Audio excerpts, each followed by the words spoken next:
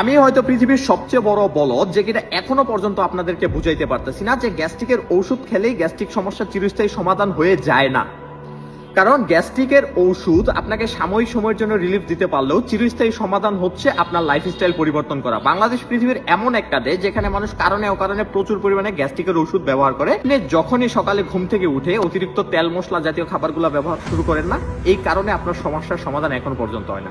আপনি যখন সকালে ঘুম থেকে উঠবেন চেষ্টা করবেন হেলদি একটা ডিটক্স ড্রিঙ্ক নেওয়ার জন্য।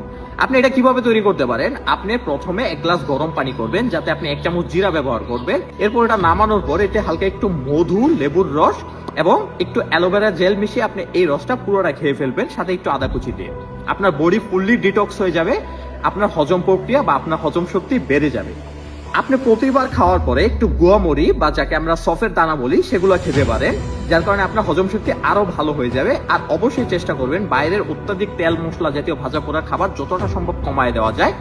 আর একমাত্র ডাক্তারের পরামর্শ যখন দেয় তখনই গ্যাস্ট্রিকের ওষুধ ব্যবহার করা, নাকি সারা বছর গ্যাস্ট্রিকের ওষুধ খাওয়া।